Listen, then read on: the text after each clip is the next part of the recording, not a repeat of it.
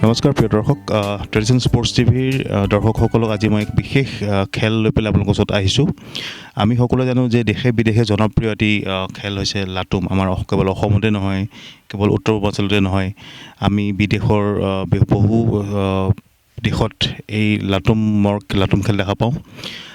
লাটুমটো হৈছে আপোনাৰ সাধাৰণতে আমাৰ যিটো পুৰণি যি নিয়ম বা যিখিনি প্ৰথা আছিলে, আমি দেখা পাইছিলোঁ বা আমি শুনিছিলোঁ আমাৰ আইতা বা ককা বা আমাৰ মা দেউতাৰ মুখৰ পৰা শুনিছিলোঁ যে লাটুম বুলি এবিধ খেল আছিলে। সেই খেলবিধৰ যিটো খেলবিধ খেলাৰ কাৰণে যি সামগ্ৰী, যি ইকুইপমেণ্ট, সেই ইকুইপমেণ্ট প্ৰস্তুত কৰা হৈছিলে বাঁহৰ গছৰ মূঢ়াৰ পৰা নতুবা কাঠৰ পৰা অসমৰ পৰম্পৰাগত খেলসমূহ উদ্ধাৰৰ কাৰণে বা যেতিয়া আমি বিভিন্ন অঞ্চল ঘূৰিলোঁ, বিভিন্ন অঞ্চল ভ্ৰমণ কৰিলোঁ, তেতিয়া আমি দেখা পালোঁ যে লাটুম কাঠৰ পৰা বনোৱা হয়। আচলতে আমি আজি দেখাব বিচাৰিছোঁ লাটুমটো কি দেখাত কি ধৰণৰ। অসম নহয়, উত্তৰ পূৰ্বাঞ্চলৰ প্ৰতিটো জনগোষ্ঠীৰ মাজত এই লাটুম খেলৰ প্ৰচলন আছে। তেওঁলোকৰ প্ৰতিটো জনগোষ্ঠীৰ নিজৰ নিজৰ ভাষাত তেওঁলোকৰ লাটুমটোক তেওঁলোকে নামাকৰণ কৰিছে।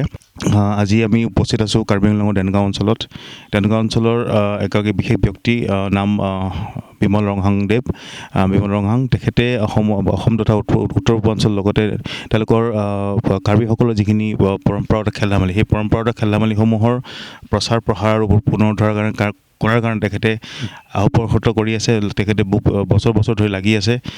ক'ব গ'লে এজন ভাল ৰিচোৰ্চ পাৰ্চন তেখেত। দেশৰ আমাৰ ৰাষ্ট্ৰীয় পৰ্যায়ৰ বিভিন্ন টুৰ্ণামেণ্ট যিবিলাক হয় পৰম্পৰাগত খেল ধেমালিৰ ওপৰত, তেখেতক নিমন্ত্ৰণ কৰি নিয়ে। বিমল ৰংহাংদেৱক আজি আমাৰ যি এই অনুষ্ঠানত পাই আমি খুবেই গৌৰৱ অনুভৱ কৰিছোঁ। আমি আজি কাৰ্বিসকলৰ যি লাটুম, সেই লাটুম কিদৰে প্ৰস্তুত কৰা হয়, লাটুম খেলৰ লগত জড়িত, কাৰ্বি সমাজৰ মাজত প্ৰচলিত লাটুম খেলৰ লগত জড়িত কি ইতিহাস আছে, সেই ইতিহাসে কি কয়, লাটুম কি ধৰণে আহিলে, লাটুমৰ যি আকাৰ, সেই আকাৰটো কিয় এনেকুৱা হ'ল, সেই সকলোবিলাক বিষয়ে আমি আজি জানিব চেষ্টা কৰিম। আমাৰ যি অনুষ্ঠানলৈ আপোনাক আমি স্বাগতম জনাইছোঁ। নমস্কাৰ শৰ্মাদেৱ। এইটো ফলংটোৰ বিষয়ে ক'বলৈ গ'লে এইটো আমাৰ পৰম্পৰা খেল। আমি যেতিয়া আমাৰ কাৰ্বিসকলে যেতিয়া অসমত পদাৰ্পণ কৰিলে, তেতিয়া আমি বুৰঞ্জীৰ পৰা চাবলৈ গ'লে প্ৰায় 1200 শতিকামানৰ পৰা আমি তেতিয়ালৈকে এইটো আগবাঢ়ি যাব পাৰোঁ। তেতিয়া সেই সময়ত এই ফেলংটো এইটো এটা সৰু এজন ল'ৰা তাৰ আইডিয়াতে বনোৱা হৈছে। সেইকাৰণে মই ইয়াৰ ভগৱানৰ অৱদান বুলি ক'লোঁ। আমাৰ কাৰ্বি সমাজত কেনেকৈ আহিলে, সেই সৰু 5 বছৰীয়া ল'ৰাটো এইটো এটা হাম্বি আৰু এই ফেলং বিষয়ে তাৰ মনলৈ কেনেকৈ আহিলে, এইটো ভগৱানৰ অৱদান বুলি ক'লোঁ। গতিকে সেই বিষয়ে তাৰ দেউতাকক ক'লে বুলি মোক হাম্বি ফেলং বনাই দিয়া। তেতিয়া হাম্বি ফেলংটো তাৰ দেউতাই নাজানে কেনেকৈ বনাই দিব লাগে। হাম্বি ফেলং বুলিবলৈ আকাৰ কেনেকৈ চাচিব লাগে, কি কাঠ ল'ব লাগিব, এই বিষয়ে তাৰ দেউতাকে ইমান নাজানে। গতিকে এদিন ক'লে তাৰ ল'ৰাক মানে চাৰলঙক ক'লে তেতিয়া যে এই বিষয়েতো তোমাৰ মামা আহি থাকে আমাৰ ঘৰলৈ, তেতিয়া মামাক ক'বা। তেতিয়া এদিনাখন ভাগ্যক্ৰমে তাৰ মামা আহি পালে। মামা আহি পোৱাতে সেই ল'ৰাটোৱে তাৰ মামাক ক'লে যে মামা মোক ফেলং বনাই দিয়ে, দেউতাই বনাই দিব নাজানে, তুমি বনাই দিয়া এই বুলি মামাক ক'লে। মামাও ক'লে যে ময়ো ভালকৈ বনাব নাজানো, ঠিক আছে মই বনাই দিবলৈ চেষ্টা কৰিম, তুমি কোৱা কেনেধৰণে বনাই দিব লাগে।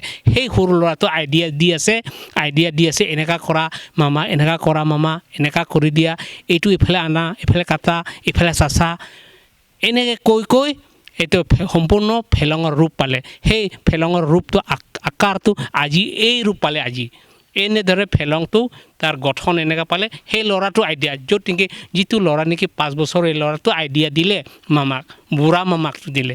সেই বুঢ়া মামাই ল'ৰাটো আইডিয়া লৈ সেইটো জন্ম দিলে। সেই ফেলংটো সেইটো আকৃতি, ফেলং মানে সেইটো আকৃতি। আৰু সেইকাৰণে ভগৱানৰ অৱদান মই ক'বলৈ যোৱাটো, সেই সৰু ল'ৰা যিটো আইডিয়া, তাৰ মতে সেই মামা বুঢ়াই এনেদৰে চাচি দিয়াতে সেই আজি আমাৰ কাৰ্বি সমাজত এই ফেলঙৰ আকৃতিটো এনেধৰণে পালে, যিটো নেকি ইয়াক খেলিব পাৰে, নচাব পাৰে, মানুহে আমোদ লয়, ল'ৰা ছোৱালী আমোদ লয়। এইটো ফেলংটো ঘূৰাবলৈ এটা বিশেষ এটা টেকনিক লাগে, সেইটো কিন্তু ঠিক। গতিকে ইয়াৰ যোনে এইটো প্ৰেক্টিছ কৰিব চবেই পাৰিব।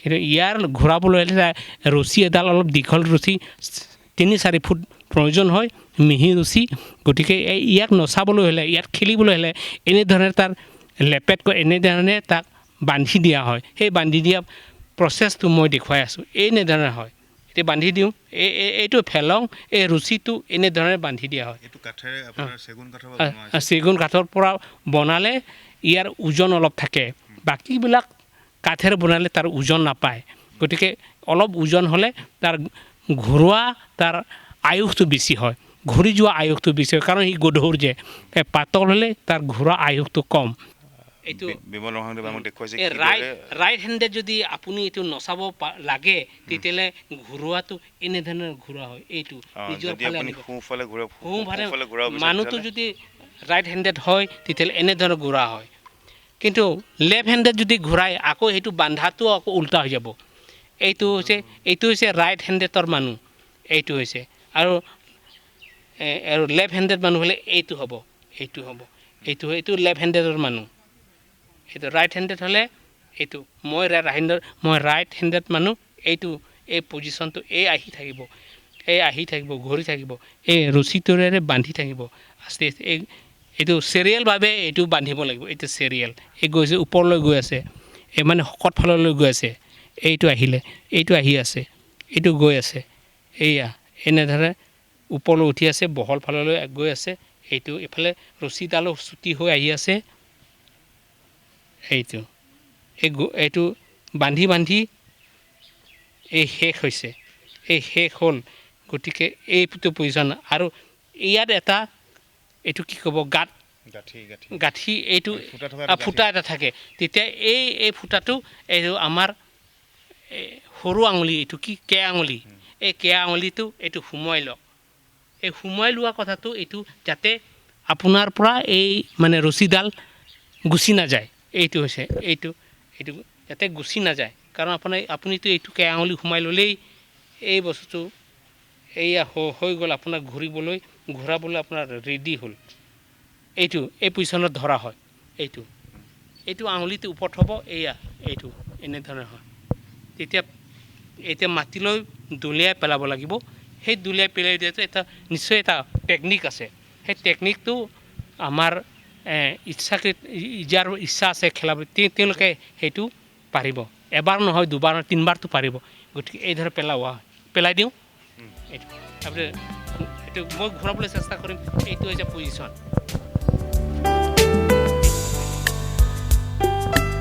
আমি দেখা পাইছোঁ তেখেতে বিমল ৰহাংদেৱে ঘিলাটো ফলংটো আপোনাৰ মাটিলৈ মাৰি পঠিয়ালে বিশেষ কায়দাৰে ৰছীৰে তেওঁ পকাই এইটো আপোনাৰ মাটিলৈ মাৰি পঠিয়ালে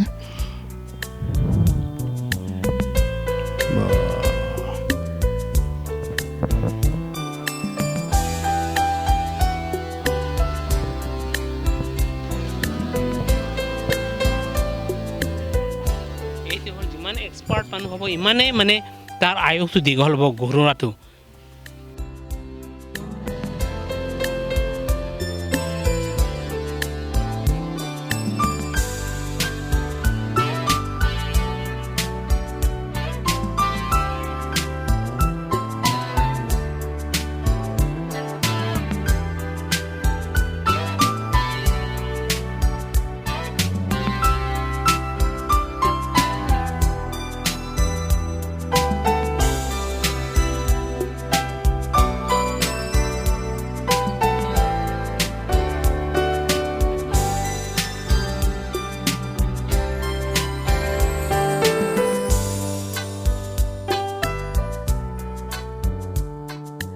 এতিয়া আপোনাৰ আমাৰ বিমল ৰহাংদেৱে লাটুম ফলং আকৌ ঘূৰাবলৈ লৈছে সুন্দৰকৈ তেখেতে ঘূৰাৰ প্ৰস্তুতি চলাইছে হয় তেখেতে ঘূৰাবলৈ লৈছে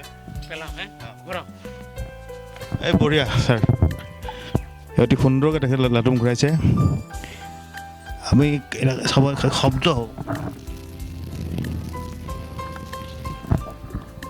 এটা শব্দ হৈছে আপোনাৰ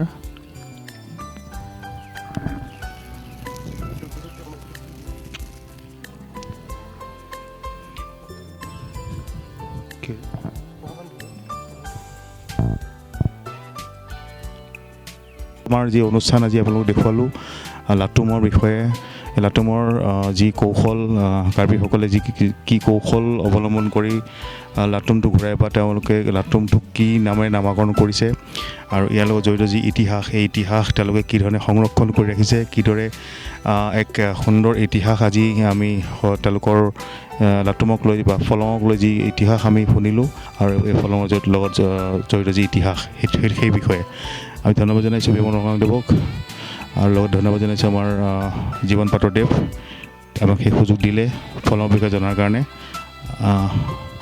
সকলোকে ধন্যবাদ জনাই আজি অনুষ্ঠানৰ পৰা বিদায় লৈছোঁ।